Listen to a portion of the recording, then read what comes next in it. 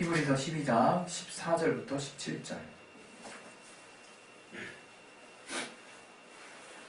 예, 우리 찾으셨 줄로 믿고 우리 다 같이 우리 합독하도록 하겠습니다. 시작.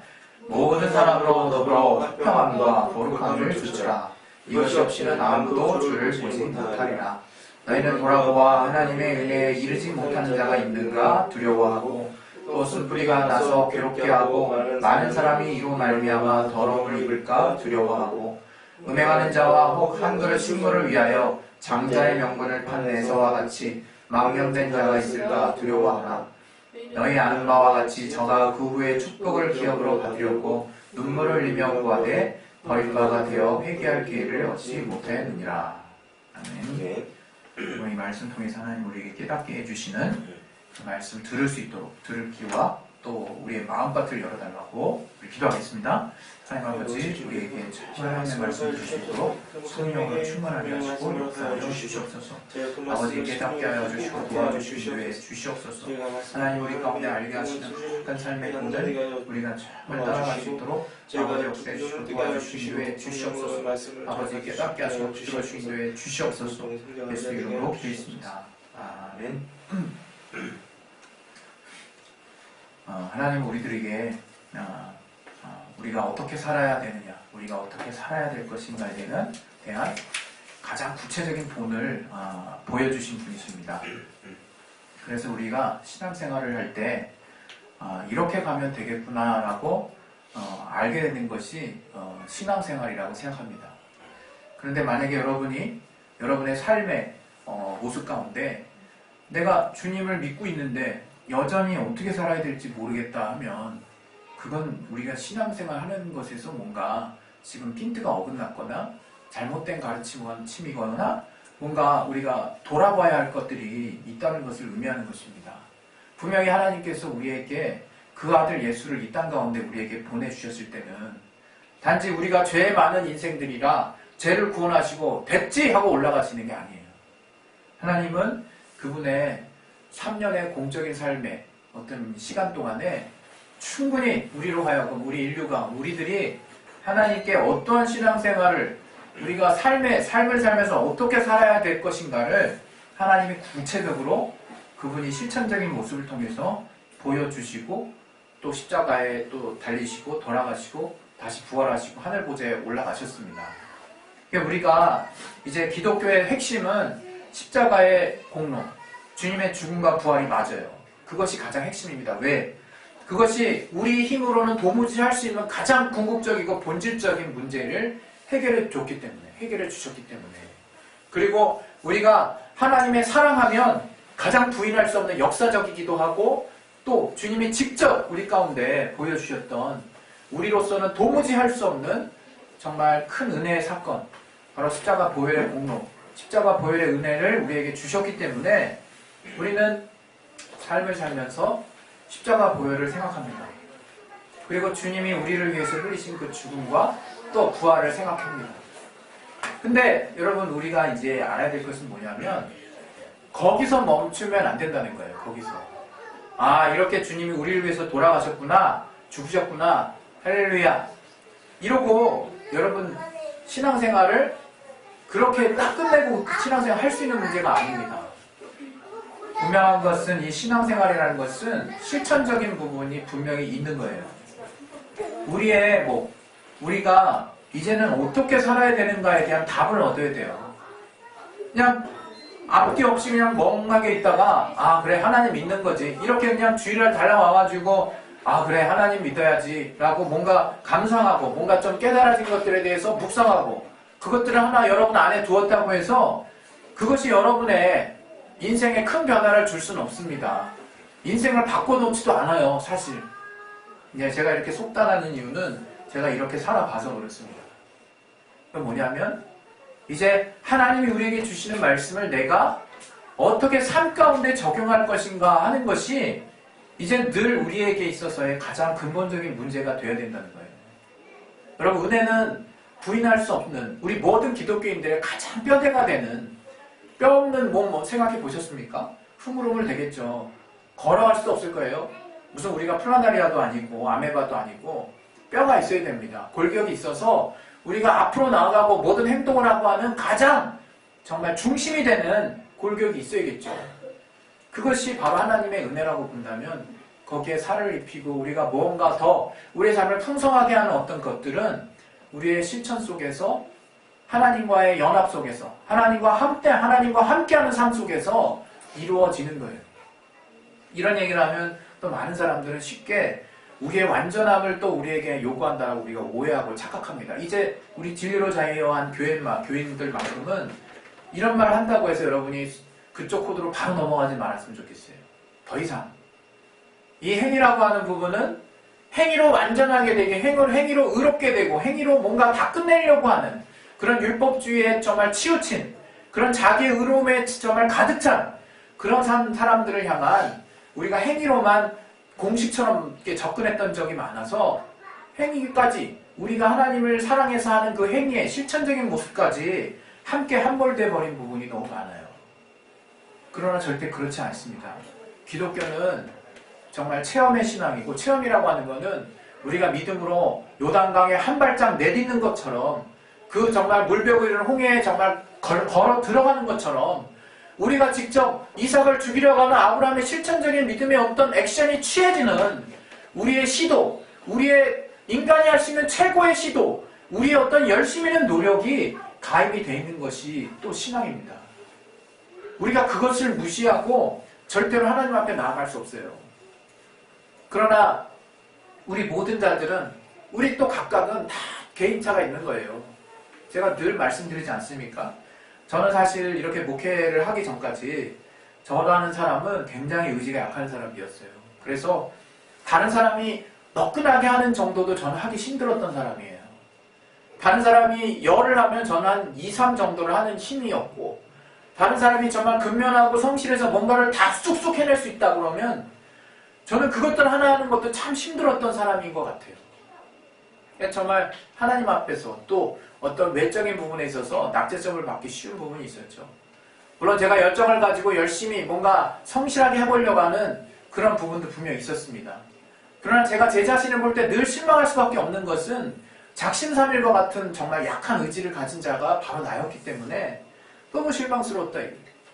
그래서 늘 그 행위의 부분에 대한 답답함과 눌림이 있었어요. 그러나 제가 예수를 만나고 나서 가장 먼저 해방받은 거, 가장 먼저 제가 자유함을 얻었던 것이 제가 행위로 주님 앞에 들이대려고 했었던 그 마음들이에요. 행위를 통해서 하나님 앞에 완전하게 나아가고자 하는, 행위를 통해서 하나님을 조금이라도, 행위를 통해서 하나님의 보좌를 조금이라도 움직이고자 하는 그런 일말의 마음들을 주님 완전하게 무력화시켰다는 그 사실 하나가 저를 엄청나게 감동케 했어요. 그것은 우리 복음의 진수입니다. 복음의 핵심이에요.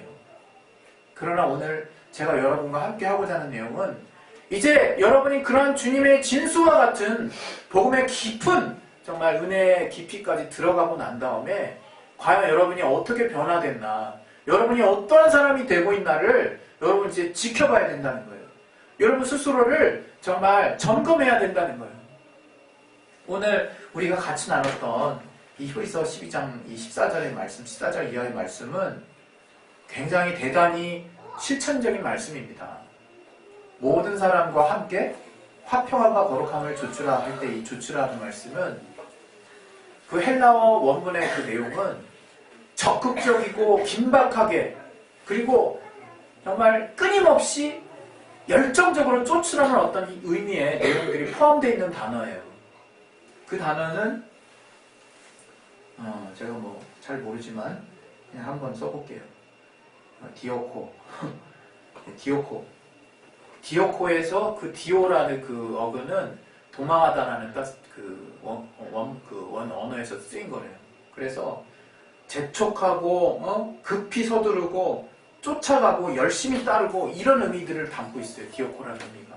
근데 그런 의미를 화평함과 거룩함을 조치를 할 때 그 화평함과 거룩함과 관계에서 썼다는 거예요.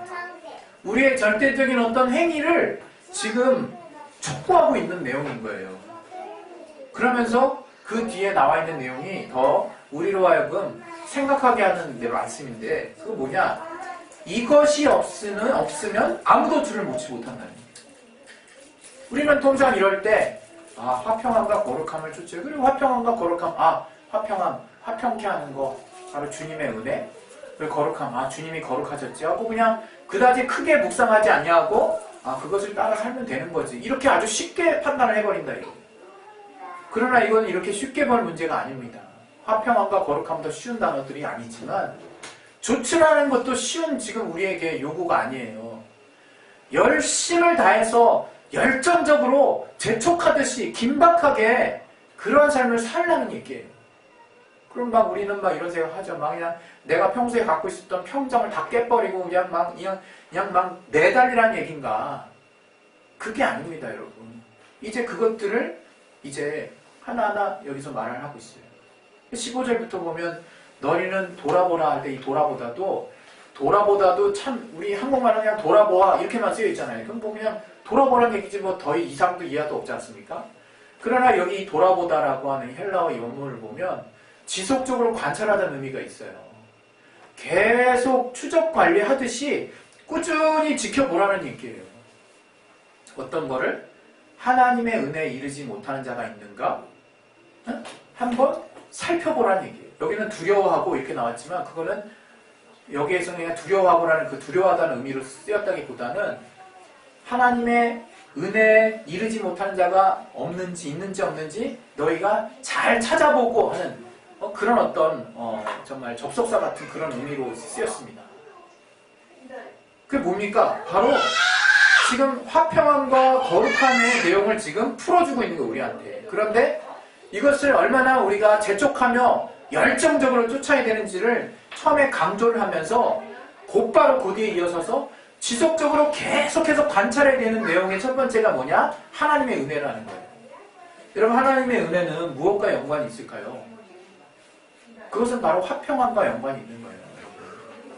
여러분, 주님이 우리에게 하신 일이 뭡니까? 바로 화평케 하셨어요. 뭐와? 하나님과 우리를. 하나님이 예수의 몸을 통해서 죄의 담을 완전하게 허물어 버리시고 하나님과 우리 사이를 화평케 하신 분이 예수 그리스도예요. 하나님이 그렇게 화평케 하시기를 원하셨기 때문에 그 아들 예수를 보내셔서 우리와 맡긴 죄의 담을 완전하게 허물어 버리셨어요. 그래서 그분이 정말 예일에네 우리와 하나님과의 막힌 것들을 완전히 평정케 하시고 평안하게 하셨다. 평안하게 하셨다. 그러니까 우리가 하나님의 은혜에 계속해서 거한다는 건 뭐냐면요. 그분의 정말 주신 평안 가운데 계속 내가 거해 있는 걸 말하는 거예요. 하나님이 나를 구원하시고 나를 그 죄의 두려움 가운데 그 심판의 두려움 가운데서 완전히 나를 해방시켜 주시고 이제는 나를 하나님과의 관계 가운데 영원히 결속시켜 주신 거. 그래서 내가 어떤 삶의 어려움이 있다 할지라도 그냥 하나님이 주시는 함께 하시는 평안과 내가 늘 함께 할 수 있다라는 그 강력한 화평케 하시는 은혜가 나를 늘 주장할 수 있도록 그렇게 돌아보라는 거예요. 지속적으로 돌아보라는 거예요. 내가 그런 관계 안에서 끊어지고 있지 않나를 지속해서 돌아보라고 하는 거예요. 또 이 화평케 하다는 건 또 한 가지 의미가 있습니다. 이거는 이제 우리가 이렇게 주님과의 관계가 화평케 됐는데 이제 우리가 우리의 이웃들은 누굽니까? 믿는 자도 있고 믿지 않는 자도 있어요. 그거 가릴 일이 아니에요. 믿는 자도 있고 믿지 않는 자도 있는데 우리와 맞닥뜨리는 이웃과 과연 내가 화평케 하는 삶을 살고 있느냐, 그것들을 주님이 또 우리에게 말씀하시는 겁니다. 이 뜻은 두 가지를 다 내포할 수 있어요. 우리가 먼저는 하나님의 은혜를 받았다면 왜 우리가 은혜 받으면 평안하고 기쁨이 있습니까? 왜? 두려운 사람은 절대로 평안하지 않고 두려운 사람은 사랑이 있을 수도 없을 뿐만 아니라 두려운 사람은 평안하지도 않습니다. 기쁘지도 않아요. 그러나 정말 하나님이 우리의 죄의 문제를 완전하게 가져가 주시고 우리를 완전하게 사랑하셨다라고 하는 그 하나님의 은혜를 내 안에 완전하게 내가 두게 될 때 내 삶에서 어떤 문제가 있어도 나는 마치 외톨이 같은 두려운 어떤 두려움에 빠지지 않는 거예요. 우리 앞에 펼쳐진 삶이 얼마나 두렵습니까? 굉장히 정말 북한에서는 가열차다고 얘기하는 것 같던데 얼마나 정말 여러분 앞이 험난합니까? 그러나 우리는 이런 여러 가지 심란한 환경 가운데, 여러 가지 험난한 환경 가운데 하나님이 우리와 늘 함께 하시고 늘 우리를 완전한 주님과의 관계 가운데 아버지와 자녀의 관계 가운데 은혜 안에서 늘 우리와 함께하고 계신다는 그 평안, 그 화평케 하심이 여러분과 하나님과의 관계 가운데 늘 있어야 되는 거예요. 그게 여러분을 주장하시도록 하는 그러한 삶을 여러분이 계속 그렇게 살고 있나를 돌아보셔야 되는 거예요. 그런데 그렇게 살고 있지 못할 때는 회개하라는 것이 아니라 도와달라고 몸부림쳐야 되는 거예요. 제가 뭐라 그랬습니까? 앞에서 분명히 말씀드렸습니다. 14절에 조치라고. 조치라는 말은 열심을 다해서 긴박하게 정말 달리듯이 내달리듯이 계속해서 그런 삶을 향해서 막 쫓아가는 걸 말하는 거예요. 그냥 단순하게 그냥 따라라. 생각해보고 깊이 묵상한 다음에 생각해보고 판단해서 쫓아가라. 아니면 그냥 나름대로 네 순서에 맞게 네 보폭에 맞게 그냥 따라가라. 이런 의미가 아니라는 거예요. 정말 열심히 쫓는 거예요. 열심히 쫓는 거예요. 그래서 우리가 내가 그냥 상태가 있는 대로 놔두는 것 자체가 또 우리는 회개할 거리가 될 수 있다는 거예요. 내가 보통 그러죠. 우리가 예수 믿기 전에 얼마나 그냥 내 감정 그대로죠. 내 감정이 그대로지만 안 좋은 감정이면 안 좋은 감정 그대로. 그럼 그냥 며칠 몇 날이고 계속 있을 수도 있고 내 맘이죠. 기분 좀 풀어야겠다. 친구 말 듣고 이렇게 그냥 화해할 수도 있고 회복할 수도 있고. 그러나 이제 예수 안에 있어서는 그런 삶을 살아서는 안 된다는 거예요. 계속해서 하나님의 은혜로 말미암은 주님과의 나와의 그 화평케 된 관계가 계속 유지되고 있다는 확신 가운데 그런 화평케 된 삶을 살 수 있도록 계속 하나님 앞에 구하고 몸부림치고 회복하고 돌이켜야 된다는 거예요. 그게 지속이 될 때 여러분이 그 기속된 하나님과의 관계 가운데 다른 것들을 도모할 수 있게 됩니다. 여러분. 그것들을 계속 생각하실 수 있기를 바랍니다. 또 우리가 그렇게 하나님이 우리에게 화평케 하신 그 화평의 힘을 가지고 불신자든 그렇지 않든 내 주변을 화평하게 하는 삶을 사는 것을 열심으로 하기를 하나님이 우리에게 좀 더 확장된 구역 안에서 내 안에서 하나님과 나와의 관계 안에서만 머물지 말고 이제 좀 더 확장해서 이웃과의 관계 안에서 그러한 삶을 살라고 돌아보기를 명하시고 계시는 것입니다. 여러분 이 돌아보라는 거 지속적으로 나를 돌아보는 거 이거 쉽지 않습니다. 진짜 우리가 이게 잘 안 되니까 꾸준한 게 잘 안 되니까 우리가 기복이 있어도 일어날 힘이 없는 거예요. 때로는. 그러나 기복이 있어도 상관없어요. 우리가 연약한 거 정말 하나님도 이미 아신다고 그러지 않았습니까? 그러나 그때마다 여러분이 조금 더 빨리 더욱더 빨리 내가 깨달은 대로 곧바로 하나님의 그 은혜를 붙잡을 수 있도록 하나님 내가 주님의 평안 안에 거할 수 있길 원합니다. 주님이 나와 함께 하심을 압니다. 내가 아버지 안에 자식인 걸 안다고 하나님이 나를 내팽겨 주시지 않는 하나님이 늘 그분의 날개 아래 나를 두시고 있다는 거 압니다. 하나님 지금 내게 힘을 주시옵소서. 이런 기도가 필요하다고요. 여러분에게. 그 다음에 우리 내용들이 뭡니까? 또 쓴뿌리가 나서 괴롭게 하고 많은 사람이 이로 말미암아 더러움을 입을까 두려워하는 거예요. 여러분 이 쓴뿌리가 뭡니까? 바로 내가 하나님을 오해하는 거예요. 여러분 하나님을 오해하는 거예요. 여러 번 말씀드리지 않습니까? 이 쓴뿌리라는 거는 교회뿐만 아니라 나의 신앙, 내 가정, 나의 지경을 다 파괴해버립니다. 이 쓴뿌리라고 하는 건 굉장히 무서워요. 이 뿌리가 썩어버리면 주변으로 다 옮겨가게 돼 있거든요. 근데 여러분이 그것을 그냥 놔두시면 안 된다는 거예요. 계속 돌아보시라는 거예요. 쓴뿌리가 정말 나 있나. 이것은 주변을 경계하라는 거 아니에요. 이 주변에 정말 정신 못 차리는 사람 정말 바짝 차리게 하고 그런 의미로만 우리가 늘 생각해 왔다고요. 그러나 쓴뿌리는 내 안에서 먼저 자랍니다. 내 안에서 각자마다 정말 영향력을 미치지 않는 작은 쓴뿌리가 있을 수 있고 큰 쓴뿌리가 있을 수 있어요. 아니면 그걸 외식으로 숨길 수도 있어요. 그러나 내 안에서부터 썩어나가는 그 쓴뿌리를 여러분이 돌아보셔야 돼요. 그래서 이 쓴뿌리가 나서 주변에까지 영향을 다 미치지 않도록 이 쓴뿌리는 그 근본은 정말 똑같습니다. 내가 하나님을 오해하는 것이에요.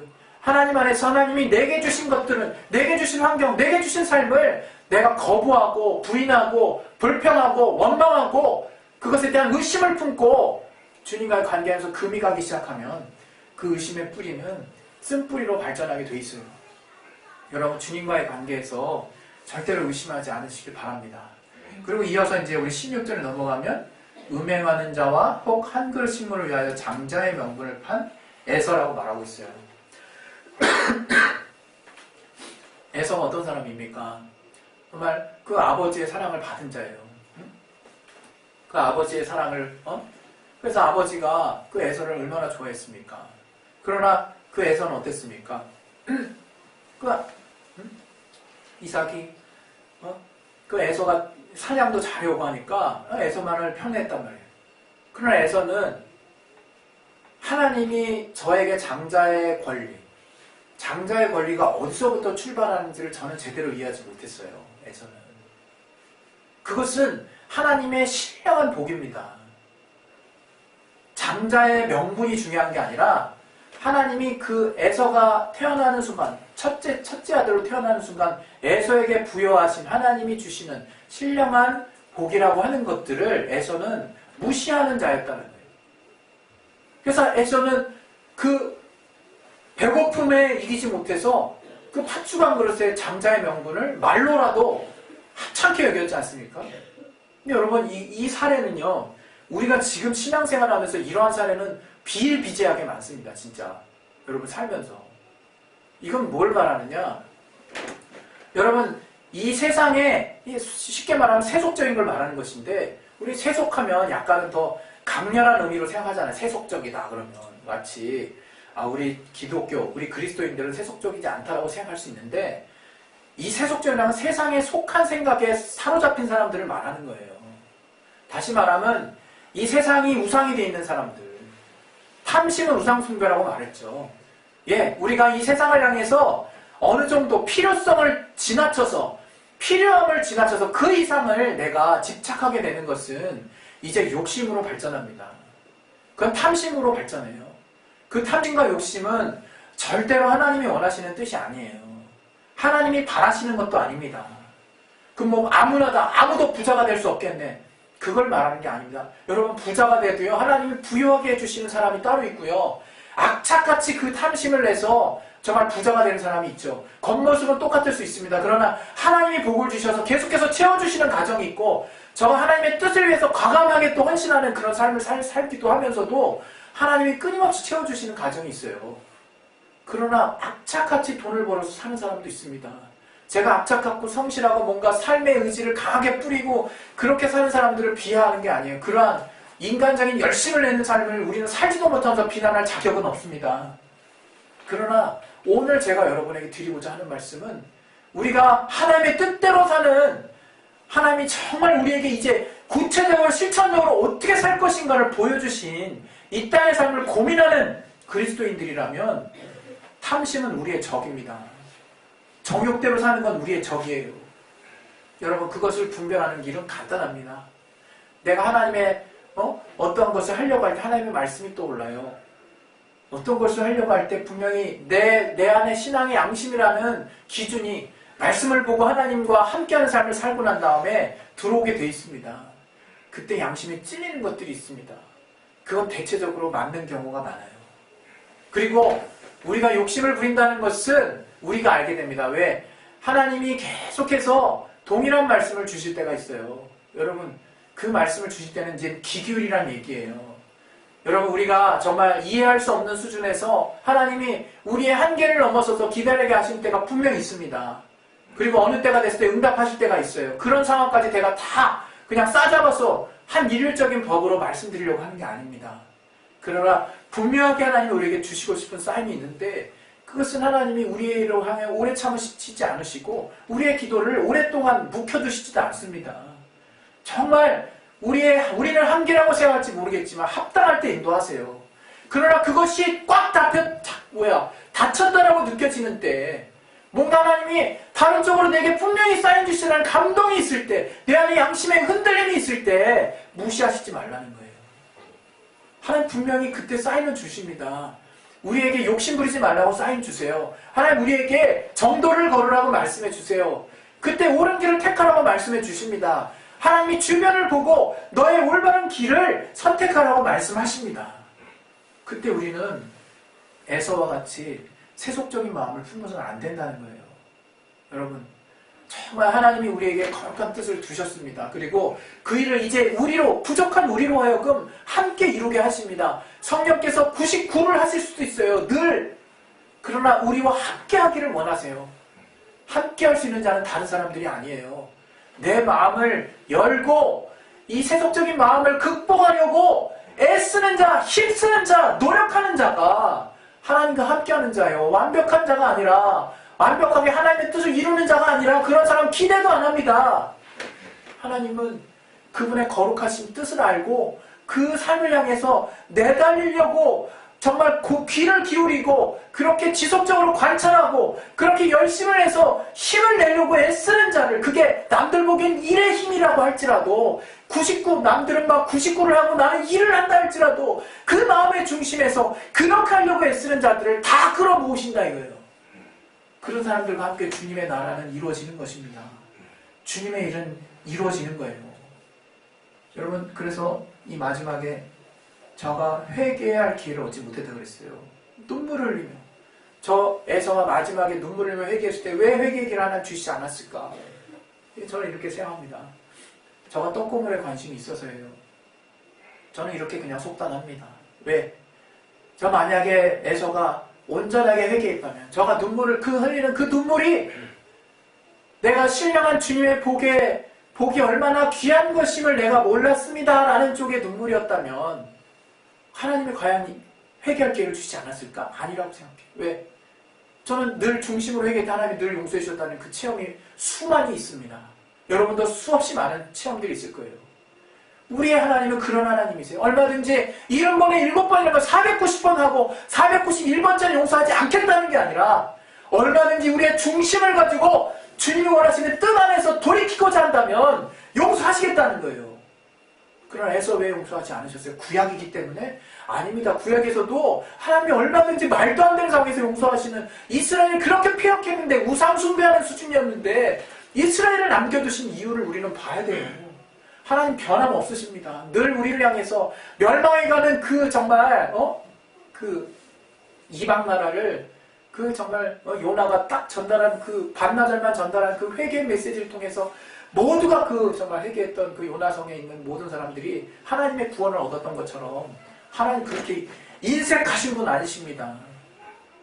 그러나 에서와 같이 떡고물에 관심이 있다면, 저가 결국에는 장자의 복에만 관심이 있다면, 결과물에만 관심이 있다면, 하나님이 왜 우리와 함께 하시는지, 하나님이 우리를 사랑하셔서 하나님이 우리에게 신령한 복을 주시고 하는 그 본질적인 하나님의 은혜와 관련된, 하나님께 내가 근본적으로 돌이켜야 될 부분이 무엇인지를 생각지 않고 그냥 내 앞에 첨단에 끝에만 달려있는 것들을 쏙 돌이켜서 그게 안 된 것만을 돌이키려고 하는, 그래서 다시금 그것을 소유하려고 하는 그런 욕심이 가득한 마음으로는 회개도 안 되고 여전히 세속적인 그 마음으로 돌아갈 것입니다. 여러분, 오늘 저는 정말 하나님 앞에 우리가 바로 이 화평함과 거룩함으로 돌아가기를 하나님이 간절히 원하신다고 생각합니다. 그것은 실천적인 메시지입니다. 이것은 누가 보든 상관없어요. 화평함은 주님의 은혜 플러스 이웃과의 관계가 포함되어 있지만, 이 거룩함이라는 거, 우리가 거룩함을 잘못 인용하면 남들을 정죄하는 기준으로 거룩함을 봅니다. 여러분, 정말 이 시간 이후로 그렇게 보지 마시고, 이 거룩함은 본래 하나님의 속성입니다. 이것은 하나님과의 우리 가운데, 우리가 하나님의 자녀라면 하나님이 요구하시는 거룩한 성품 가운데 주님의 말씀에 깃들여 있는 그 거룩함을 쫓아 사는 삶을 말하는 것이지, 내가 이웃과 비교해가지고 너 이렇게 살아라 저렇게 살아라 삿대질하고 저를 판단하고 비교하는 용도로 쓰인 게 아닙니다. 거룩함은 나와 주님과의 관계예요. 절대적으로 그 관계 안에서 이해하시기 바랍니다. 화평함은 주님 안에서 받은 은혜를 내가 누리고 그 관계 안에서 이웃과의 관계에서 확장할 의무까지도 포함한다고 한다면, 거룩함은 절대로 내 이웃에게 요구할 부분이 아닙니다. 여러분, 주님과의 관계에서 나의 하나님이 내게 예수로 말미암아 주신 거룩함을 따라 그러한 삶을 살기 위해서 몸부림치십시오. 주님과의 비밀한 관계 가운데 늘 거룩함을 유지할 수 있도록 하십시오. 아무도 그것들을 돌아보지 않는다 할지라도 내가 주님과의 관계 안에서 거룩한 자라는 그 자부심을 잃지 않으시기를 예수 이름으로 축원드립니다. 할렐루야. 아멘. 그 시간에 이제 기도하실 거예요. 기도하실 때 오늘 결국엔 제가 여러분에게 드리고 싶은 말씀은 정말 이 거룩함, 제가 이것도 원어로 찾아봤는데 바로 하기아스 모스래요. 근데 그 끝에 모스가 행위를 의미하는 거예요. 행위를. 오늘 이 쓰였던 화평과 거룩함은요, 다 행위적인 실천적인 부분을 요구하는 거예요. 우리에게. 네? 이게 없는데 어떻게 하나님을 보겠습니까? 화평함과 거룩한 삶의 실천적인 모습, 그렇게 하려고 열정적으로 쫓아가는 모습이 없는데 어떻게 주님을 볼 수 있겠냔 말이에요. 너무 당연한 것입니다. 여러분, 완벽하지 않아도 좋으니까 늘 그러한 주님을 쫓아가는 열심에서 떨어지지 않으시기를 예수 이름으로 축원드립니다. 우리 시간에 기도하겠습니다. 기도하실 때 주여 정말 우리가 주님을 향해 나아가는 그 열심이 떨어지지 않게 도와주시고, 정말 이제는 얼마 안 돼서 이제 새해가 될 텐데 아버지, 우리 마음이 늘 새롭게 될 수 있도록 도와주셔서 주님 향한 열심과 남들이 보지 않아도 하나님을 향해서 내가 주님이 우리에게 주신 말씀을 따라 거룩을 유지하는 삶을 끊임없이 살게 도와주시고, 이제 내가 정말 주님이 내게 주신 그 화평을 따라서 어떤 어려움도 넉넉히 이기는 담대함을 회복하게 하셔서 늘 평안함과 담대함 가운데 늘 내 이웃과의 관계 가운데 그 평안함의 삶을 영향을 끼칠 수 있는 자가 될 수 있도록 하나님 도와주시고 역사해달라고 우리 시간에 예수의 한가로 기도하겠습니다. 예수여! 하나님 아버지, 도와주시옵소서. 성령으로 충만하게 주신 교회 주시옵소서. 아버지 깨닫게 주신 교회 주시옵소서. 주님이 함께 하시고 알게 하시는 거룩한 은혜 가운데